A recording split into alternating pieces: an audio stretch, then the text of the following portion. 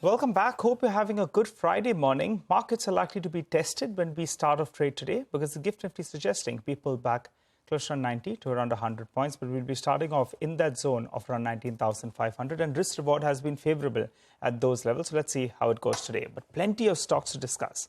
And to help us out, we have market expert Hemang Jani who joins us. Hi, Hemang. Good morning. Well, plenty of numbers came in last evening. So let's address the two big names, ITC and HUL. What do you think of both those two numbers? Good morning, Nigel. I think the actual numbers were slightly, mixed bag. The volume growth was slightly less than market expectations, but the overall margin profile was much, much better. And what is interesting to see is that while rural demand is on a slower side, the outlook in terms of growth, in terms of margin, is getting better.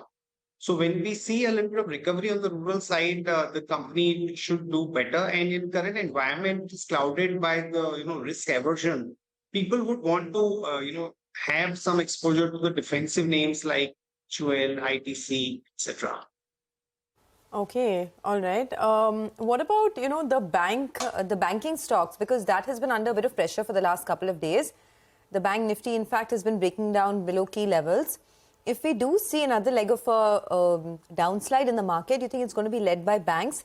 And if yes, what does one do with some of the large banking names? Yeah, so Surya, good morning.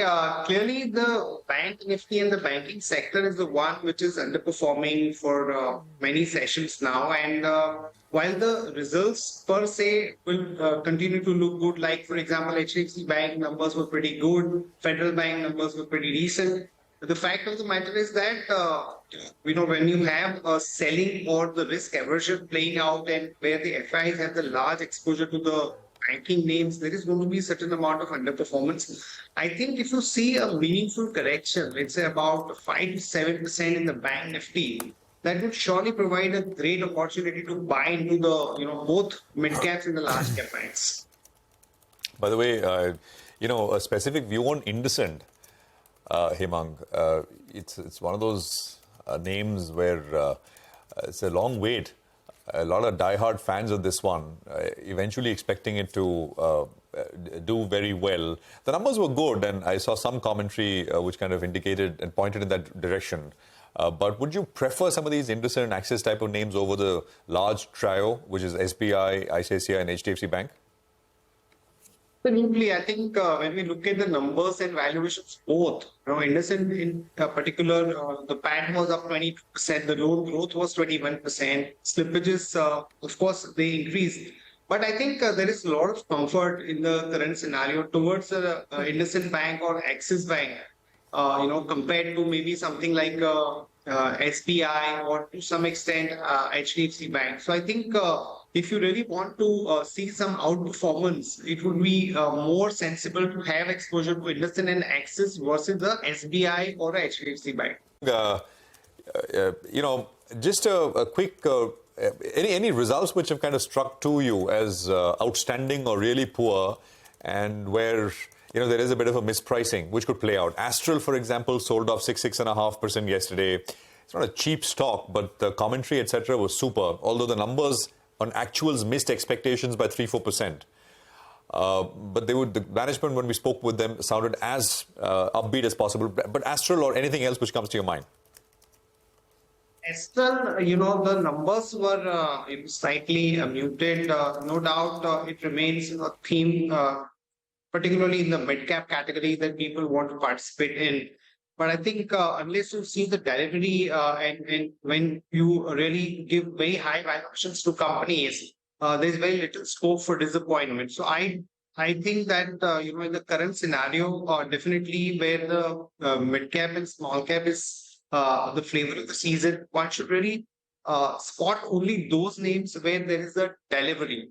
So I think from that perspective, it makes sense to focus on some of the cement companies, because I think Ultratech, though the numbers were not that great, but I think many things are falling in place, be it pricing, be it the volume growth, and also the margin part. So I think cement as a space, one should surely focus on, and maybe some of the mid-cap companies could really give you good surprises, both in terms of operating performance and M&A.